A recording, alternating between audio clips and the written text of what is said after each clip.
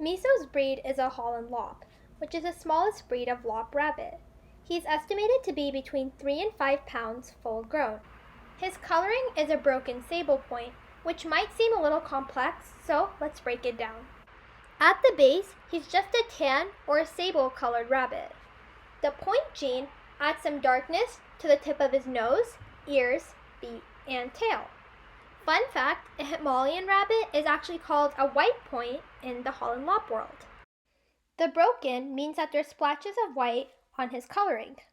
One of my favorite things about broken rabbits, the color that is that there's so much variation. Some of them have very minimal markings, while others are mostly white. Every rabbit with the broken gene is going to be unique. These genes are not only responsible for Miso's color, but also how adorable he is.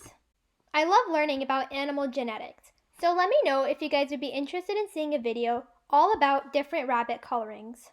Miso was born on January 12, 2019, so you can do the math to figure out how old he is when you're watching this, but at the time of filming, he's around 7 months old. He's a little bit more timid, especially compared to my first rabbit. A lot of people tend to look past the more shy rabbits because they want a more engaging pet, when in reality, shy and timid rabbits are actually some of the best pets for kids. Notice how I said timid, not scared.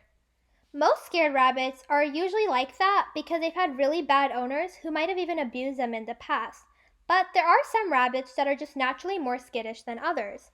These rabbits don't often tend to make great pets for young children because they don't have the time and patience to tame them down.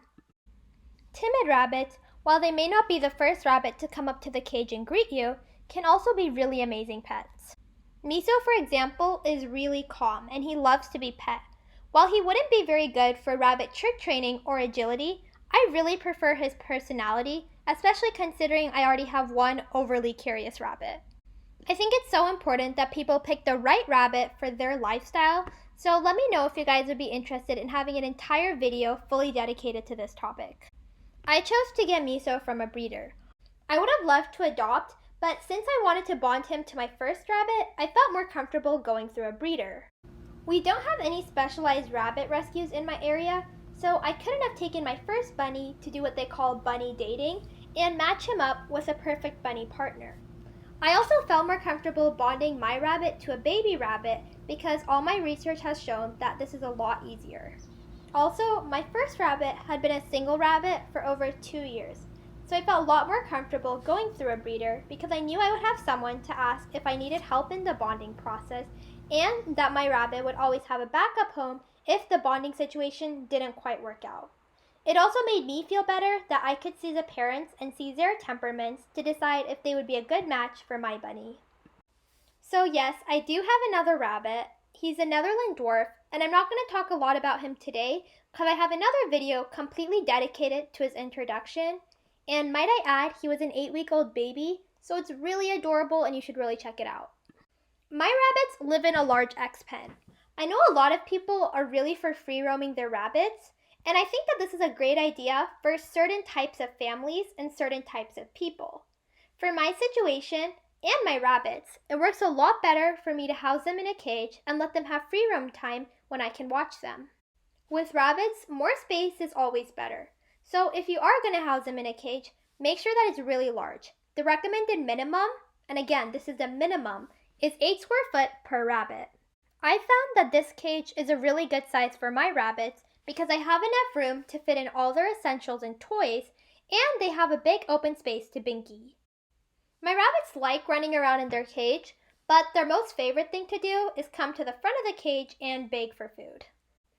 My first rabbit, Sachin, has also figured out this trick to distract Miso into thinking that there's food somewhere else so he can come to the cage and make sure that he's the one who gets the treat. At least 80% of your rabbit's diet should be hay. My rabbits eat orchard grass hay because it gives me less allergies than Timothy hay. Even though most of their diet is hay, their favorite is this mixture of the Small Pet Select Timothy pellets and the Rosewood brand of herbs. Pellets should only make up a very small portion of your rabbit's diet, and a lot of people actually tend to exclude it from their diet. What works best for me and my rabbits is I feed a very small amount of pellets. I don't always do it daily, though I try to, and I make sure that I scatter feed it so it's a form of additional enrichment for them. Most of the time when I feed them in that cardboard box, which is why they're so confused and keep running in it because they think the pellets are in there. So this cardboard box is a dig box. It has 2 openings, and inside there's a lot of cardboard, tissue paper, the cardboard-ish paper that you get in packaging. So it just pieces for them to tear up. I also have a lot of different willow and wicker toys in there. So if they do chew it, all the mess stays contained. And it's a really enriching way to feed rabbits because like I said, it's a lot less messy because all the pellets are in there. But the pellets and herbs also get stuck in the toys and all the paper, so they really have to work at it to get their treat. This is a closer look inside of my rabbit's dig box. Please excuse all the hair, my rabbits are molting. So inside they have those packaging papers, cardboard, and a couple different toys. Also, it's really important to remember that if you have multiple rabbits, all of your hides have at least 2 entrances/exits. They also have another exit that leads into their massive CNC tunnel. I usually change up their cage arrangement every couple weeks, but so far they've been loving this giant tunnel. They also have the option to use the top of their dig box and the top of their tunnel as a second level, and as you can see, Miso seemed to figure out where the pellets is. They also have a little food bowl that I'll sometimes feed their pellets in, or I'll usually just fill it up with water when I'm too lazy to fill up their giant automatic waterer. Another really important part of any rabbit's diet, but especially ones that eat very few pellets, is vegetables. Today, my rabbits are getting some romaine lettuce, some red cabbage, and a little bit of broccoli. And if you guys have any questions about other safe vegetables you can feed your rabbit, I have an entire video of some of the healthiest that I'd recommend. And surprisingly, Sachin actually prefers the vegetables over the pellets. And I'm sure you all have noticed that most of my cage is actually this laminate flooring. They do have a carpet inside of their tunnel and fleece on top, but other than that, they're usually on the hard floors. A lot of people think that this will lead to sore hocks, which it can, but honestly, it's very dependent on each individual rabbit. While certain floorings can accentuate your rabbit's sore hocks, the main reason they're actually caused is some rabbits genetically have more or less fur on their hock, which means they have more or less padding.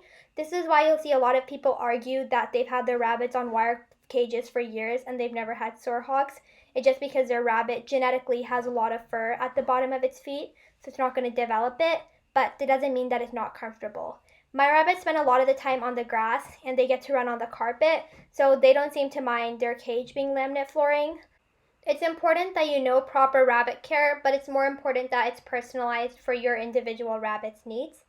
Thank you guys so much for watching. Please comment down any questions or video ideas that you guys have.